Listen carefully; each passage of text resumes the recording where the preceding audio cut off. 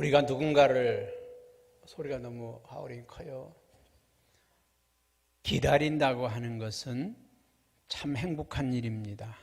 누군가를 기다리고 누군가를 소망한다고 하는 일은 참 행복한 일입니다. 저도 어렸을 때 고등학교 졸업하고 집을 떠나서 이제 객지에 나와서 서울에 와서 공부를 하고 또 이렇게 집에 내려간다고 하면 저희 부모님이 얼마나 기다리시고 그냥 어떤 때는 바깥까지 나와서 공항까지 나와서 부둣가까지 나와서 기다리시던 모습을 생각해 봅니다. 또 제가 집에 간다고 하면 아예 일주일 아니 한 보름 전에 집에 간다고 언제 집에 갑니다 하고 전화하면 그냥 보름 동안에요. 그냥 애타게 기다리셔. 그래서 요새는 공항에 내리면서 전화합니다. 저 제주도에 왔어요. 못 가요 하다가 그냥 다 표 끊어놓고 공항에 지금 도착했어요. 그런데 공항에 도착해서 집에까지 가는데 1시간에서 1시간 반 걸리는데 그 1시간 반도 못 기다리셔. 그냥 막 그때부터 그냥 조급해 하셔요. 이게 다 부모님들의 마음 같아요. 이제 제 딸들도 다 나가 있으니까 그냥 언제 오냐, 언제 시간 되냐 물어봐요. 그리고 온다고 하면 그때부터 애들을 맞이할 준비를 합니다. 이렇게 누군가를 기다린다는 것 어떻게 보면 설레이기도 하고 참 마음이 따뜻해지기도 하고 행복해지기도 하는 그런 것 같습니다. 지금 우리는 대림절, 강림절, 대강절이라고 하는데 예수님의 탄생을 준비하는 그런 기간이거든요. 초대교회에서 보면 초를 5개를 꽂아놓습니다. 5개를 꽂아놔서 이제 이 대강절 첫 주에 불을 하나 켭니다. 그 다음 2번째 주에 또 하나 켜고 3번째 주에 하나 켜고 4번째 주에 하나 켜고 성탄절날 하나 켜고 그렇게 해서 이제 이 4주 조금 넘는 시간 동안에 주님이 오심을 준비하고 기다리는 절기가 대강절입니다. 아마 우리 신앙생활 30년, 40년 오래 하신 분들은 가장 많은 추억이 성탄절일 것입니다.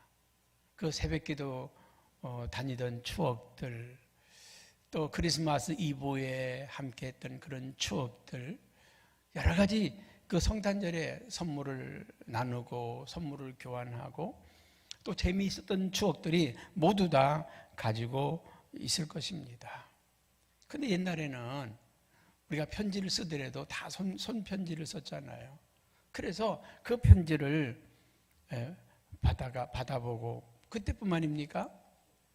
1년이 지나도 2년이 지나도 언젠간 집 청소하다 보니까 그 어디 깊숙한데 37년 전에 보낸 연애 편지가 여지까지 있더라고요.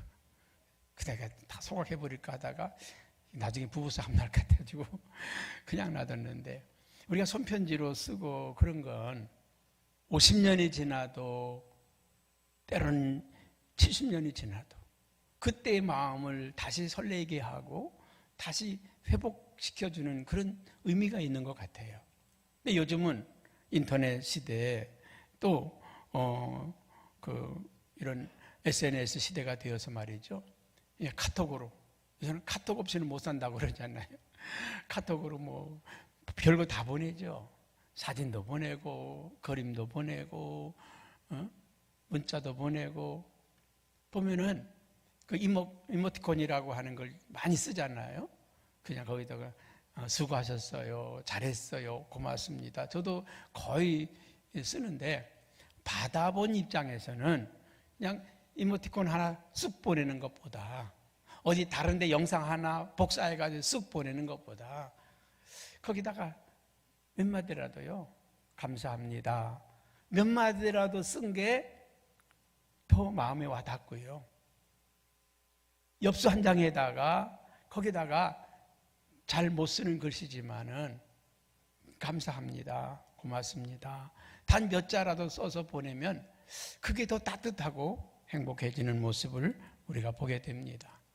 여러분, 이 성탄절을 준비하면서 정말 주님을 기다리는 시간, 주님을 맞이하는 그런 시간이 되었으면 좋겠습니다. 오늘 말씀은 이사야서 40장에 있는 이사야 선지자의 그 말씀을 인용한 성경 구절이거든요. 이사야 선지자는 장차 오실 메시아를 준비하고 기다리라고 하는 그런 의미에서 이사야 40장의 말씀을 기록했고요. 오늘 누가복음에 있는 말씀은 세례 요한을 통해서 예수님의 길을 준비하라, 예수님의 길을 우리가 예수님이 일할 수 있는 길을 만들어라, 그런 말씀입니다. 누군가가 올 때 참 이렇게 준비하고 이런 모습들 얼마나 중요한지 모릅니다. 대통령이 어디 순방을 한다든지 제가 다 듣고 있어요.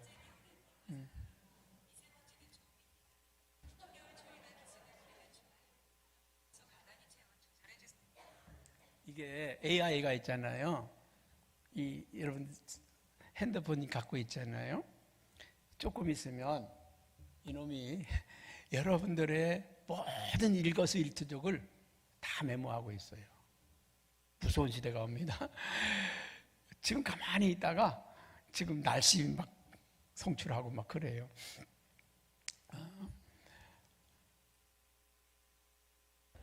갑자기 막 말을 끊어버렸어. 대통령이 어디를 간다 그러면 벌써 우리나라 대통령만 어디 간다 그래도요, 보름 전에, 일주일 전에 미리 가서 그 대통령의 동선을 다 파악해 놓습니다. 거기에 사람들 출입하는 거라든지 뭐 혹시 폭탄을 장치했는가 이런 거 다. 미국 대통령이 우리나라를 방문한다 그러면요, 6개월 전부터 벌써 그 대통령의 동선을 그 사람들은 다 차단하고, 우리도 모르는 사이에 벌써 이 FBI나 이런 사람들이 와가지고 말이죠, 다 준비를 해놔요. 옛날에 우리나라 왕이 행차한다 그러면 벌써 왕이 가기 전에 다 준비해 놓잖아요. 옛날에 재밌는 얘기가 있어요. 여주에 있는 어떤 농부가 농사를 잘 지었는데 너무 풍년이 들었어요. 그래서 이거 다 임금님의 덕분이다.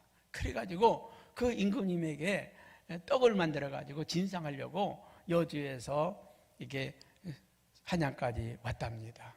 근데 이 시골 농부가 와서 임금님한테 떡을 진상하겠다고 하니 이게 경비병들이 통과시켜 줍니까? 그 바깥에서 계속 몇 날 며칠을 기다리는 거예요.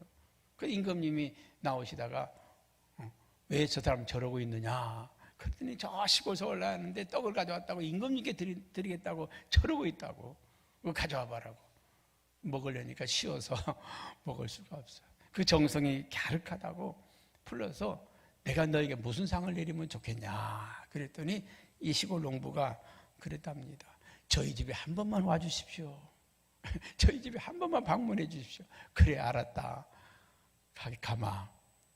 그랬더니 그 다음부터 어떻게 바뀌었느냐, 이 좁은 골목길을 넓혀가지고 임금님이 행차할 수 있도록 길을 넓히고, 이 초가집을 허물고 임금님이 방문할 수 있도록 기와집을 짓고 완전히 동네를 싹 바꿔놨답니다. 옛날에 우리 동네에서도 여기 구단지 대통령이 방문한다고 그러니까 아니 구단지를 싹 바꿔놨더라고.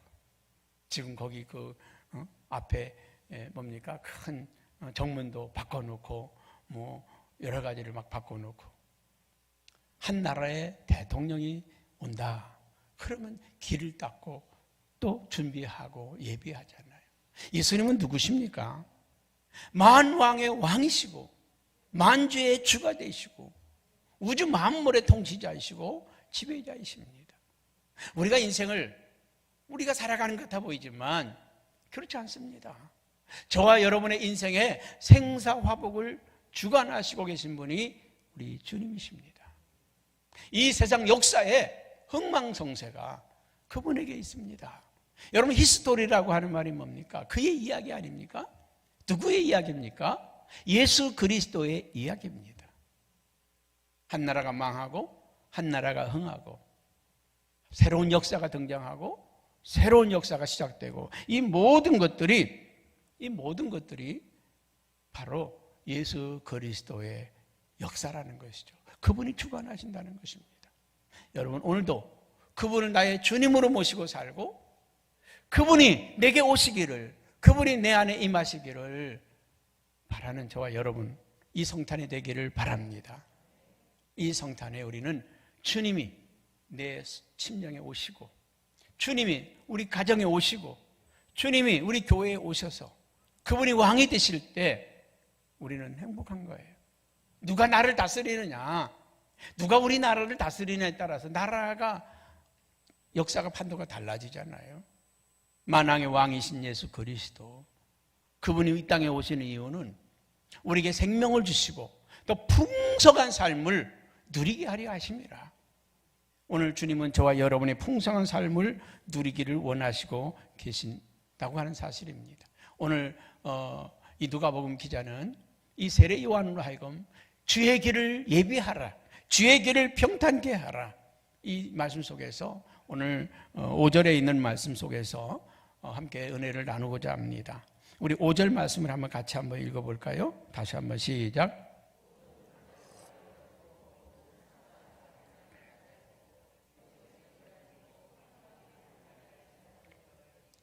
예, 길이라는 건 굉장히 중요하죠.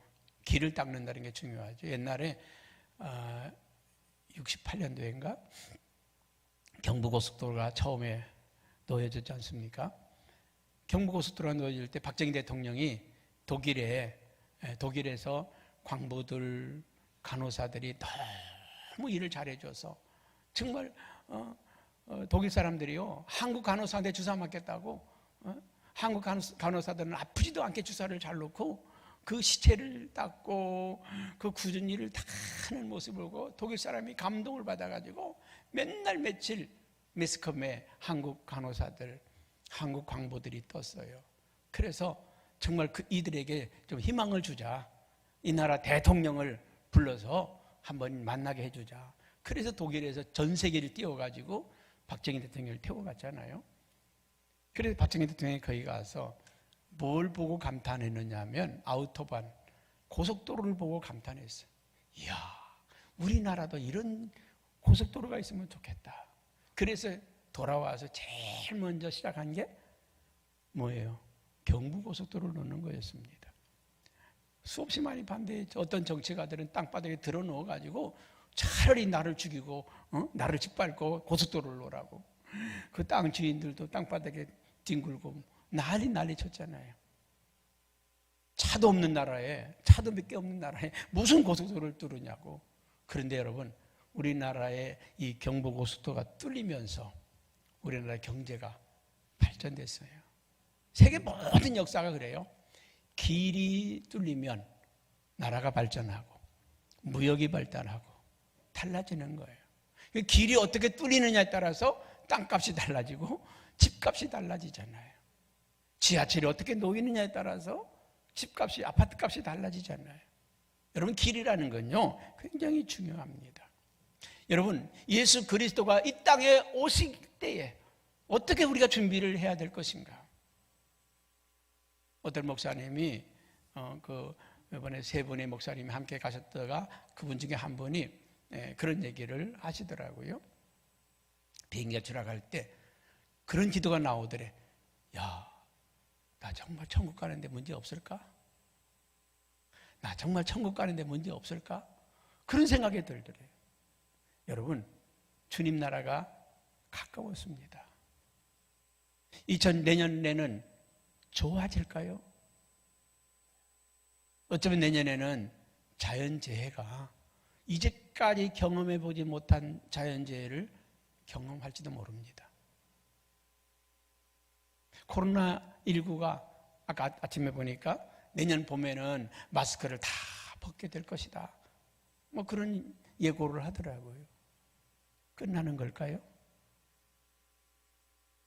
어쩌면 이 코로나보다 더 무서운 질병의 재앙이 우리 앞에 닥쳐올지도 모릅니다. 왜요? 마지막 때 현상이거든요. 마태복음 24장에 보게 되면 마지막 때에는 이런 일들이 있다. 도처에 지진이 있고 기근이 있고 화산이 폭발하고 민족이 민족을 대항해서 일어나고 전쟁이 끊이지 않고, 거기 나오는 그 마지막 때의 현상들이 지금 계속 일어나고 있거든요. 점점 더 강해지고 있습니다. 여러분, 2022년 성탄절에는 정말 우리가 다시 한번 생각해 볼게요. 정말 우리가 천국 가기에 합당할까? 내가 정말 주님 나라에 들어가기에 부족함이 없는가? 생각을 해보시고, 주님이 내게 찾아오시면, 주님이 우리 집에 오시면, 주님이 우리 교회에 오시면 우리가 맞이할 준비를 하고 있는가?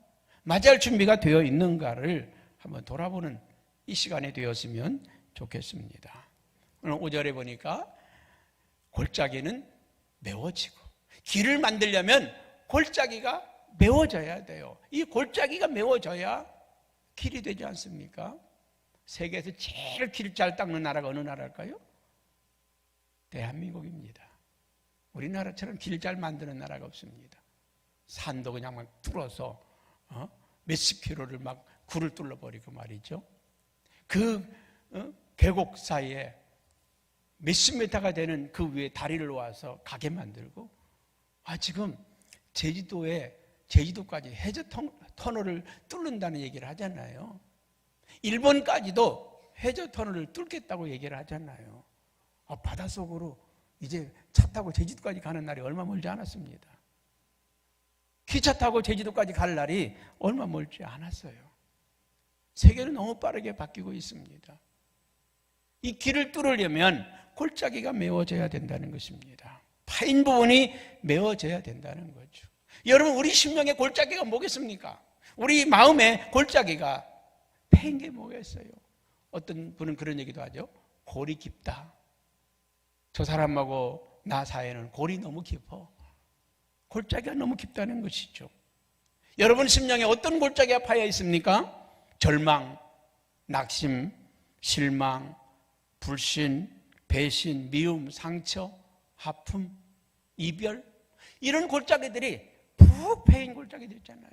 그 깊은 골짜기 때문에 때로는 우리가 한숨을 쉬기도 하고, 때로는 일에 의욕을 상실하기도 하고, 때로는 꿈도 무너지고 희망도 무너지지 않습니까? 특별히 오늘 세상을 먼저 보낸 그 남편 한신 집사 같은 경우에는 하늘이 무너지는 것 같지 않겠어요? 이별이라고 하는 사건. 또 자녀들은, 부모 잃은 자녀들은 그 마음의 고통이 얼마나 크겠어요? 이렇게 다 골짜기란 말이죠. 여러분, 이 골짜기에 메울 수 있는 방법은 다른 게 없어요. 저희 아버님도 계속 우울증으로 고생하셔요. 그런데 그 40년 전에 잃어버린 딸 때문에 평생을 가슴앓이를 하고 우울증으로 시달려요. 여러분, 우리 마음의 패인 골짜기 뭘로 채울 수 있겠어요? 세상 사람들은 술로 채우고 도박으로 채우고 마약으로 채우고 향락으로 채우지만 채워집니까? 안 채워져요.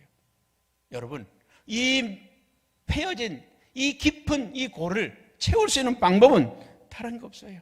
예수님이 내 안에 오셔야 돼요. 그분이 찾아오셔야 우리의 상한 마음으로 만져주시고 위로하여 주시고 치료하여 주시고 회복시켜 주실 줄로 믿습니다.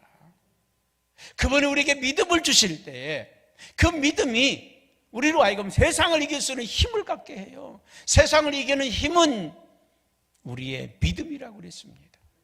이번에 기도회 하면서 여러분에게 이 믿음의 능력이, 믿음의 은사가 막 부어지길 바랍니다.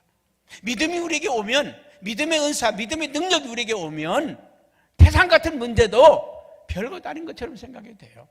믿음이 무너지면 조그만 어려움이 와도요 난리법석을 칩니다. 우리 안에 주님이 찾아오셔서 믿음을 주시고 그분의 사랑을 우리에게 부어줄 때 우리의 마음이 따뜻해지면서 채워지는 역사가 있을 거예요. 채워지는 역사가. 여러분 패인 골짜기, 패인 마음, 패인 심령들을 채우시기를 주님의 이름으로 축복합니다. 우리의 기도가 부족했다면 기도를 채우시고, 우리의 믿음이 부족했다면 믿음을 채우시고, 우리의 열심이 부족했다면 열심을 채우시고, 우리의 헌신이 부족했다면 헌신을 채우시고, 노력이 부족했다면 노력을 채우시고, 그래서 우리를 이 빈 마음을, 이 허전한 마음들을 채울 때에 거기에 길이 뚫려서 주님이 오시는 길이 된다는 것입니다. 두 번째는 모든 산과 작은 산이 낮아져야 된다고 그랬습니다. 골짜기는 메워져야 되지만 산은 깎아내려야 돼요. 높은 산도 깎고 낮은 산도 깎아내야 된다는 것입니다. 여러분, 산에 높아진 게 뭡니까? 무엇이 높아졌습니까? 교만, 불신, 불순종, 자기의, 자기의 노력, 이런 것들로 우리가 가득 차 있잖아요. 내가 아니면 안 된다고, 내가 해야 된다고 나를 높여 세우는 사람들이 있죠. 남을 바라보는 눈은 잘 발달되어 있지만 자기를 바라보는 눈은 감고 있는 분들이 많이 있지 않습니까? 교만해진 나, 내가 아니면 안 된다고 생각하는 자만심, 이기심, 내가 해야 된다고 자신을 높이는 그런 모습. 잠언 16장 8절에 보기 18절에 보면 교만은 패망의 선봉이요, 거만한 마음은 넘어짐의 앞잡이라고 말씀을 했습니다. 여러분, 사람을 교만하게 하는 것, 그건 마귀가 우리를 충동하는 것입니다. 여러분, 예수님이 우리에게 오시면 모든 사람들이 겸손해집니다. 낮아지게 되어 있습니다.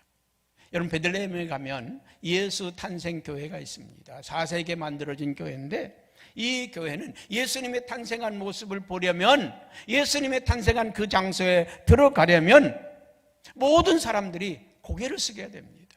머리를 숙이지 않고는 들어갈 수가 없습니다. 그 문이 굉장히 좁습니다. 아무리 작은 사람도 고개를 숙이지 않으면 들어갈 수가 없고요, 키가 큰 사람들은 기어서 가듯이 들어가야 합니다. 여러분, 주님을 모시려고 하는 사람, 주님이 내 안에 오시기를 소망하는 사람들은 산 같은 우리 안에 있는 이 산이 무너져야 합니다. 교만, 이기심, 불평, 불만, 불순종, 자기의, 이 모든 것들이 무너져야 합니다. 교만이라고 하는 게 뭡니까? 잘난 체 하는 거죠. 무례하게 행동하는 것이죠. 내가 아니면 안 된다고 하는 것입니다. 다른 사람이 하는 것보다 내가 해야 된다고, 다른 사람이 하는 건 다 못마땅하는 거죠. 여러분, 사람을 마귀로 만드는 것이 교만이라고 하면 사람을 천사로 만드는 것은 겸손이라고 하는 말이 있습니다. 여러분, 높은 산과 같은 마음을 낮추는 시간들이 되길 바랍니다. 겸손해지는 은혜가 여러분에게 넘치기를 바랍니다. 예수님을 만나면 이 교만한 내가 무너지게 되어 있습니다. 여러분, 베드로가 주님 만났을 때 예수 그리스도를 보자마자 뭐라고 합니까? 주여, 나를 떠나소서, 나는 죄인이로소이다. 자신이 죄인이라고 고백하는 사람은 겸손해질 수밖에 없다는 거예요. 자신이 겸손해야만이 주님의 은혜를 받을 수 있습니다. 물은 높은 데서보다 낮은 데로 흘러갑니다. 누가 은혜를 받습니까? 겸손한 자가 은혜를 받는다고 성경은 말씀합니다. 세 번째로는요, 5절에 보니까 굽은 것은 어떻게 된다고요? 고다지고. 굽은 것은 고다지고. 곡선이 아름답다고 하는 말도 있습니다. 우리나라 길들은 어떤 길들이었습니까? 다 곡선입니다. 꼬불탕 꼬불탕. 아리랑고개잖아요.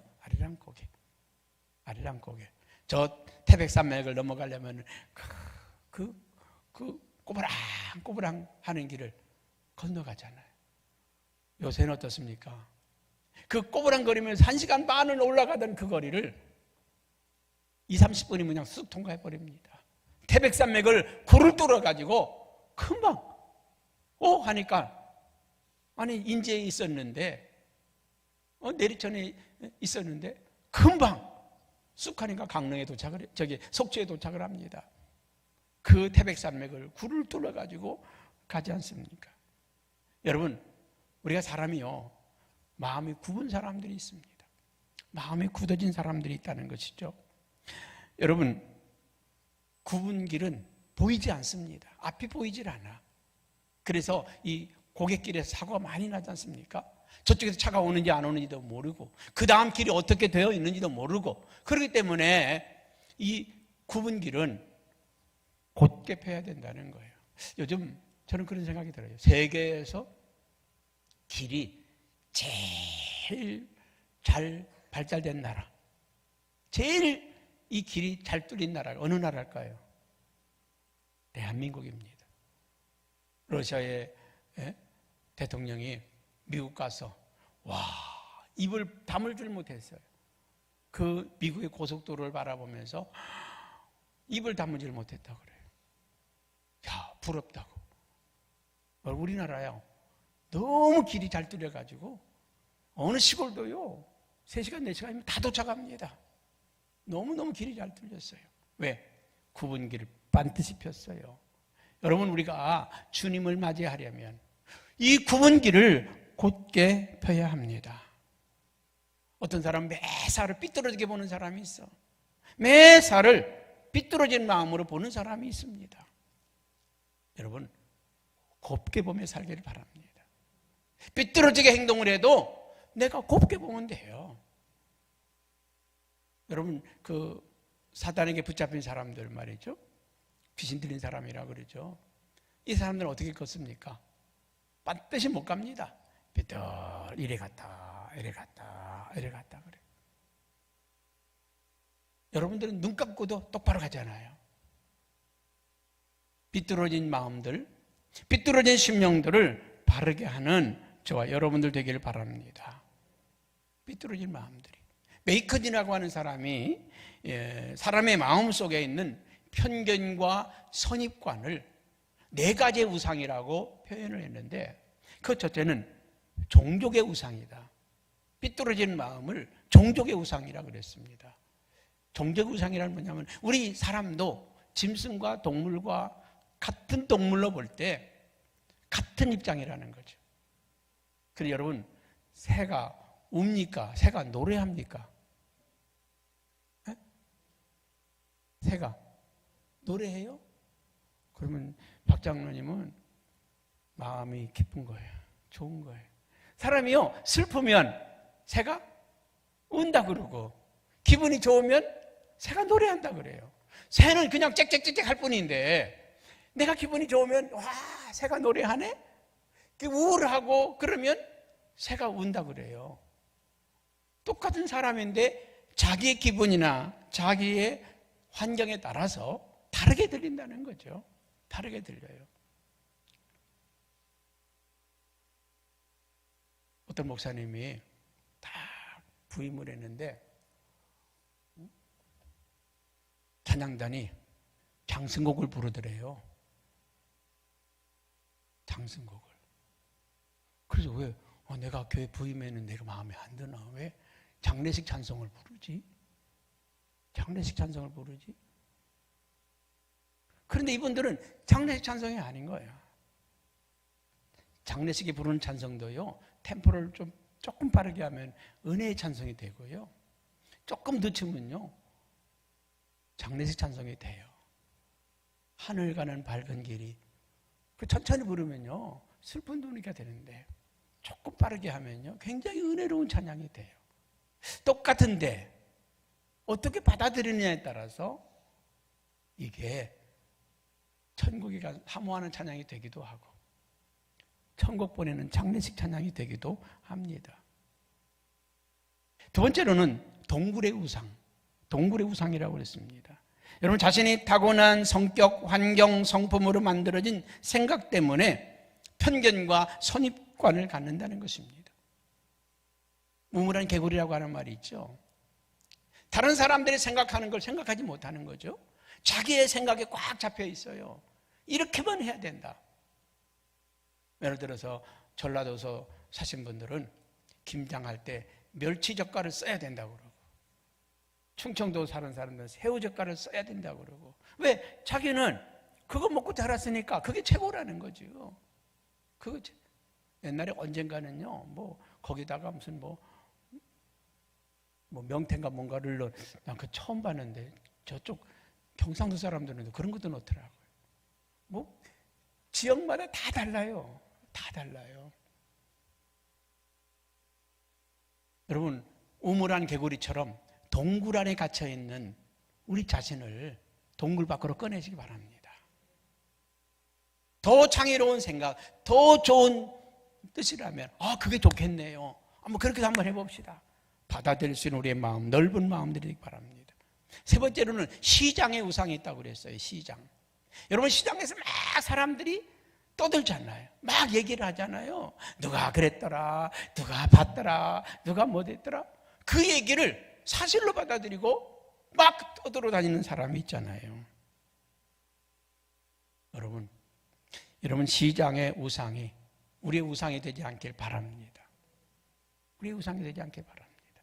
우리가 말을 할 때 이게 덕이 되는가, 은혜가 되는가를 생각을 해야 돼요. 자칫 잘못하면 한 사람의 인생을 무너뜨릴 수도 있고, 자칫 잘못하면 한 사람의 인생을 패망시킬 수도 있어요.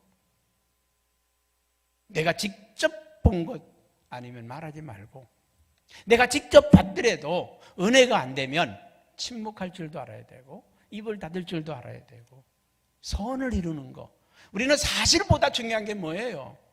덕을 세우는 겁니다. 사실보다 중요한 건 덕을 세우는 거예요. 그게 사실이지만 내가 이것을 말하면 누군가가 죽는다, 내가 이것을 떠들면 누군가가 희생을 한다, 그래서 입을 다무는 거죠.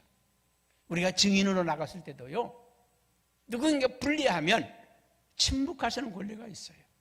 우리가 잘못해서도 법정에서 재판받을 때 이 말을 하면 나에게 더 불리할 것 같다 그러면 입을 닫을 수 있는 권리가 있어요. 침묵할 수 있는 권리가 있어요. 여러분, 우리는 시장의 우상, 다른 사람들이 떠드는 소리에 현혹되거나 거기에 같이 휩쓸리는 그런 삶은 우리의 마음을 주님께로 가는 길을 막는다는 것입니다. 네 번째가 극장의 우상이 있습니다. 여러분, 극장에서 배우들이 연기를 하잖아요. 요즘은 TV에서 드라마를 하잖아요. 옛날에 뭐 김정은 역할을 맡았던 사람이 가면 식당에 밥도 안 주고 막 그랬다는 거죠. 어떤 드라마에서 막 아내를 때리고 막 이렇게 괴롭힌 사람 나오면요, 저 나쁜 사람이라고. 그 사람이 나쁜 겁니까? 연기를 그렇게 하는 거죠. 연기를 그렇게 하는 것이죠.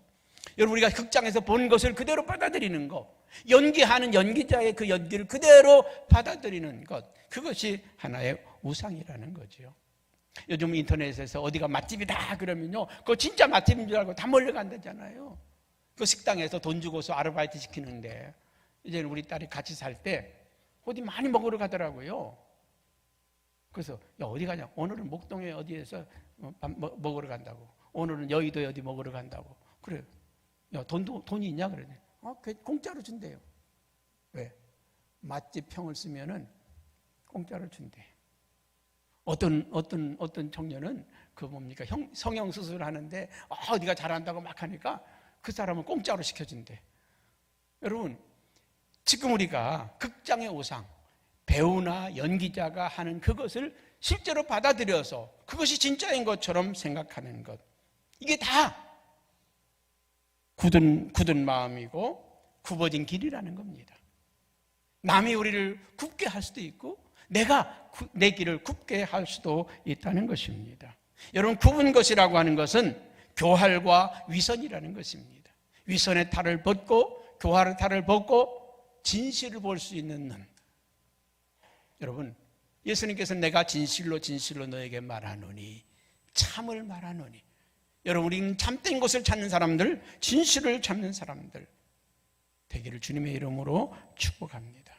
마지막으로는요, 험한 길은 평탄하여 질 것이다. 험한 길은 평탄하여 질 것이라고 그랬습니다. 여러분, 험한 길이 어떤 길이겠습니까? 우리 마음 안에 험한 마음들이 어떤 마음이겠습니까? 반항심이 있어요. 그리고 폭력이 있어요. 황폐해진 마음들이 있어요. 여러분 마음이요, 어떤 사람들은, 은혜 받은 사람들은 마음이 따뜻해요. 대화를 해보면 따뜻합니다. 정말 눈빛이 부드러워요. 그 행동이 부드러워요. 그런데 아주 포악한 사람들이 있어요. 악한 사람들이 있어요. 말을 함부로 막 해대기도 하고 욕을 하게 되기도 하고 욕설을 하기도 하고 분노를 폭발시키기도 하고 그런 모습을 봅니다.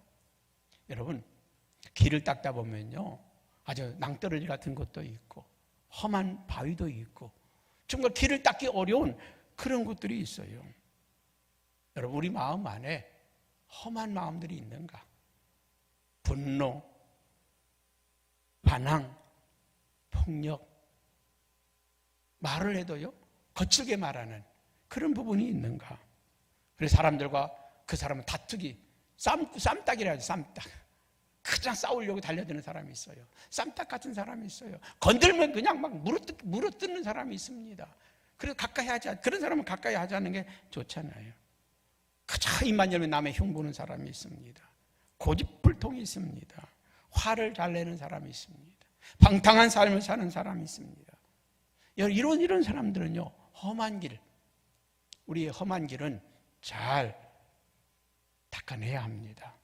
그럴 때 우리는 정말 주님께로 가는, 주님이 오시는 길을 예배해 놓는 성도들, 주님이 우리를 다스리도록, 주님이 내 안에 오시도록, 우리 가정에 오시도록 만들어내는 성도들인 줄로 믿습니다. 저 중국에 가면 마우스 사막이라고 하는 사막이 있습니다. 이 마우스 사막은 1400만 평에 되는 어마어마한 사막입니다. 거기에 인위전이라고 하는 여인이 있는데 19살에 시집을 왔습니다. 이곳에 1985년에 19살 나이로 시집을 왔는데 이 막막한 사막에 움막 하나 있고 집이 하나도 없어. 하루 종일 있어도 지나가는 사람 하나 없어. 사람의 인적이 하나 없어. 풀 한 폭에 나무 한 그루 자라지 않는 그런 사막 땅에서 와서 하룻밤 자고 나서는 도저히 살 수가 없어. 돌아가려고 하지만 그 남편이 정말 내가 당신 정말 사랑할 테니까 같이 살자고, 여기서 함께 살자고 하도 애걸복걸해서 그냥 살기로 결정하는데 이 여인이 내가 이 사막과 싸워보겠다. 그래가지고 그 남편에게 양 한 마리를 받아서 양을 팔아서 나무를 사다가 600그루를 심었답니다. 600그루를 심었는데 절반은 죽고 절반은 남았어요. 24년 동안 계속 매일같이 나무를 심기 시작했습니다. 24년 동안에 여의도의 10배가 되는 숲을 만들었습니다. 세계 많은 방송에서 뉴스가 되기도 하고 많은 사람이 찾아가기도 하는 그곳에서 이제 물이 흐르기 시작하고 개울이 생기고 나무가 자라고 풀이 자라고 숲이 형성되었습니다. 그곳에는 온갖 새들이 모여들기 시작하고 온갖 짐승들이 모여드는 천국 같은 에덴의 동산이 만들어졌습니다. 여러분, 여러분의 마음, 우리의 심령을 황폐화시키겠습니까? 아름다운 초원을 만들겠습니까? 우리 교회가 황폐되어야 되겠습니까? 아름다운 초원이 되어야 되겠습니까? 주님이 오시면 나는 따뜻한 사람이 되고, 주님이 오시면 우리 교회가 따뜻하고 행복한 교회로, 지금도 우리가 행복하지만 주님이 다스리는 세계, 사자굴에 어린아이가 손 놓고 장난을 쳐도 물지 않고 함께 사자와 이리가 함께 뛰어노는 그런 아름다운 그 세계가 주님이 다시 오시는 세계입니다. 우리는 지금 성탄을, 이 땅에 오신 예수 그리스도를 기다리는 성도가 아니라 다시 오실 주님, 오늘 저와 여러분을 천국으로 인도하실 그 주님을 기다리며 이 성탄을 준비하는 우리 모두가 되시기를 주님의 이름으로 축복합니다. 기도하겠습니다.